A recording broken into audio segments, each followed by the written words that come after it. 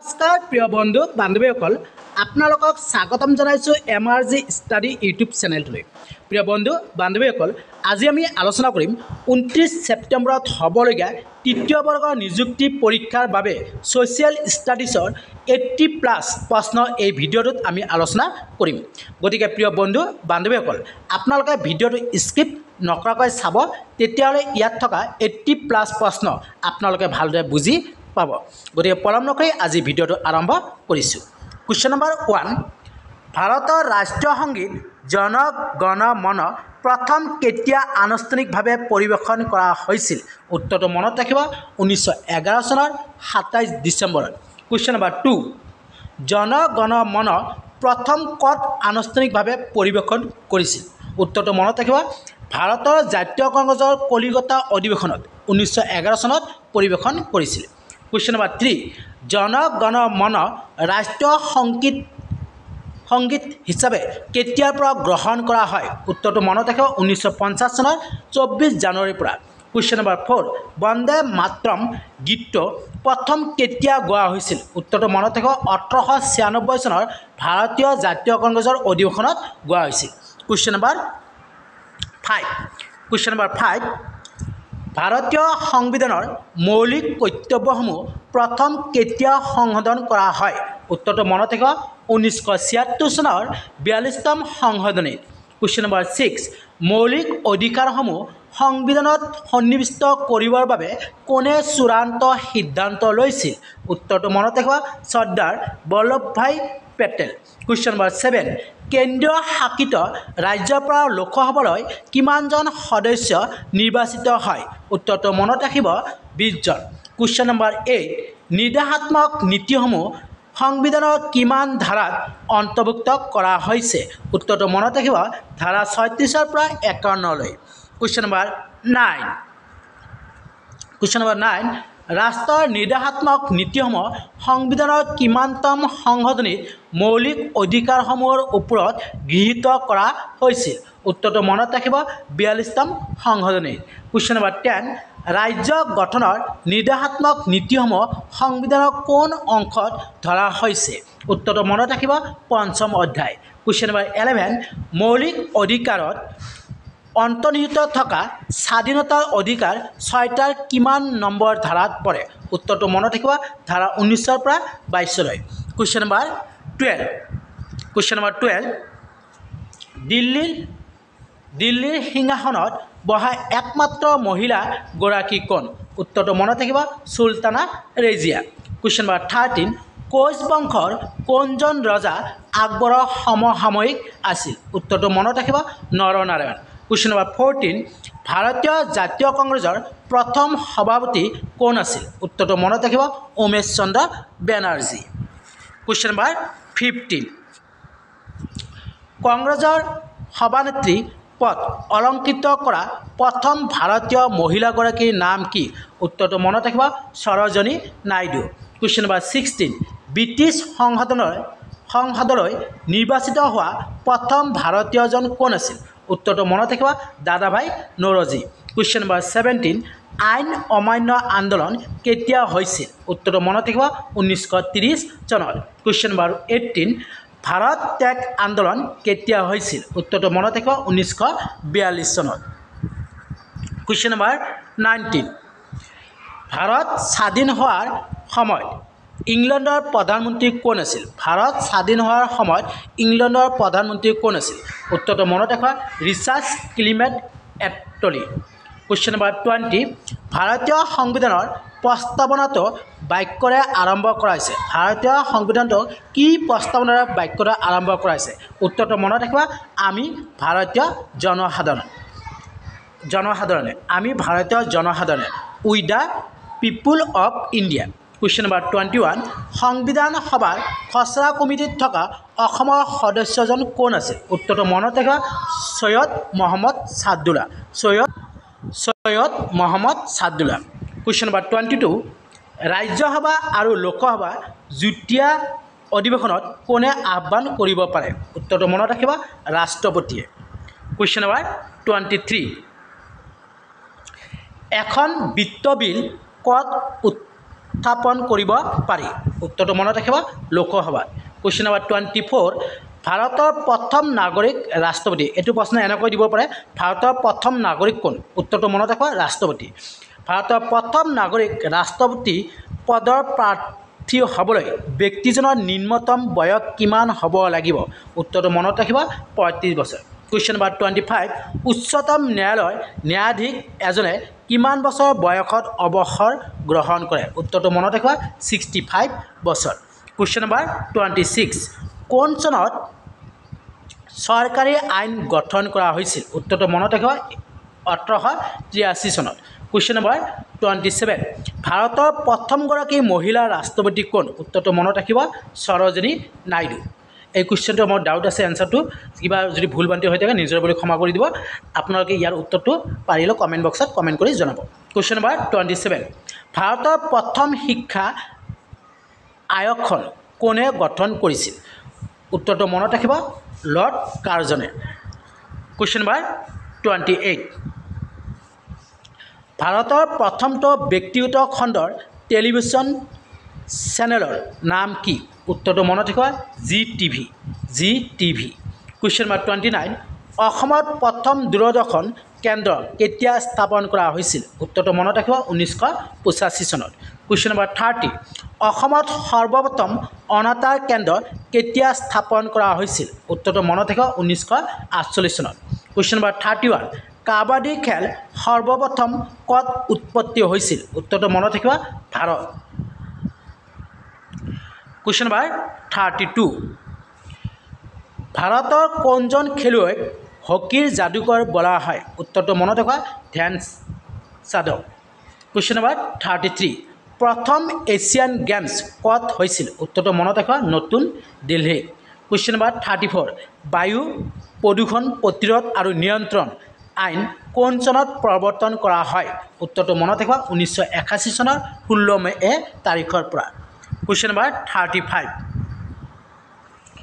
অসমৰ কোনগৰাকী ব্যক্তিয়ে 2012 চনত পদ্ম বিভূষণ বঁটা লাভ কৰে উত্তৰটো মনত ৰাখিব doctor Bhupen Hazarika question number 36 Asian গেমছত খেলা প্ৰথমগৰাকী অসমীয়া টেনিছ খেলুৱৈ কোন মষ্ট ইম্পৰ্টেণ্ট প্ৰশ্ন বিদ্যুৎ গোস্বামী কুৱেশ্যন নম্বৰ 37 একমাত্ৰ সৌ হাতেৰে খেলা খেল পল খেলৰ জন্মস্থান ক'ত উত্তৰটো মনত ৰাখিব মণিপুৰ মষ্ট ইম্পৰ্টেণ্ট প্ৰশ্ন এই প্ৰশ্নটো কুৱেশ্যন নম্বৰ 38 দাদা চাহেব ফাল্কে বঁটা লাভ কৰা প্ৰথমগৰাকী ব্যক্তি কোন আছিল উত্তৰটো মনত ৰাখিব দেবিকা ৰাণী কুৱেশ্যন নম্বৰ 39 ভাৰতত নিৰ্মাণ হোৱা প্ৰথম ইংৰাজী ছবিখনৰ নাম কি উত্তৰটো মনত ৰাখিব নুৰজাহান কুৱেশ্যন নম্বৰ 40 ভাৰতৰ প্ৰথম চিনেমা হলটোৰ নাম কি উত্তৰটো মনত ৰাখিব নভেল্টি থিয়েটাৰ মুম্বাইত আছে কুৱেশ্যন নম্বৰ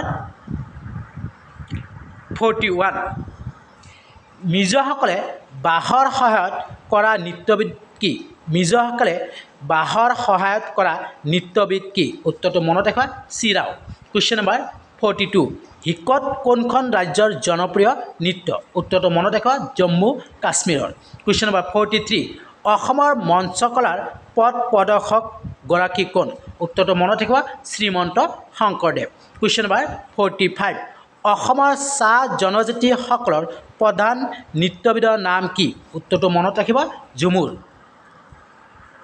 কুৱেশ্যন নম্বৰ 46 বিখ্যাত নৱকালবাৰা কোনখন ৰাজ্যৰ উৎসৱ উত্তৰটো মনত ৰাখিব উৰিষ্যাৰ কুৱেশ্যন নম্বৰ 47 কেৰালাৰ ঐতিহ্যপূৰ্ণ ধ্ৰুপদী নৃত্যবিধৰ নাম কি উত্তৰটো মনত ৰাখিব কথাকলি কুৱেশ্যন নম্বৰ 48 ঋগ্বেদ ইংৰাজীলৈ কোনে প্ৰথমে অনুবাদ কৰিছিল উত্তৰটো মনত ৰাখিব হেৰিছ উইলছনে কুৱেশ্যন নম্বৰ 49 হিন্দী সাহিত্য জগতৰ অমৰ ধৰ্ম গ্ৰন্থ ৰামচৰিত মানস কোনে ৰচনা কৰিছিল অৰ্থাৎ ৰামচৰিত মানস গ্ৰন্থখনৰ ৰচক কোন উত্তৰটো মনত ৰাখিব তুলসী দাস কুৱেশ্যন নম্বৰ 50 প্ৰথম অসমীয়া বাতৰি কাকতখনৰ নাম কি উত্তৰটো মনত ৰাখিব অৰুণোদয় কুৱেশ্যন নম্বৰ 51 2008 চনত দি হোৱাইট পেপাৰ গ্ৰন্থৰ বাবে বুকাৰ বঁটা লাভ কৰা ভাৰতীয় সাহিত্যিকগৰাকী কোন উত্তৰটো মনত ৰাখিব অৰবিন্দ আদিগা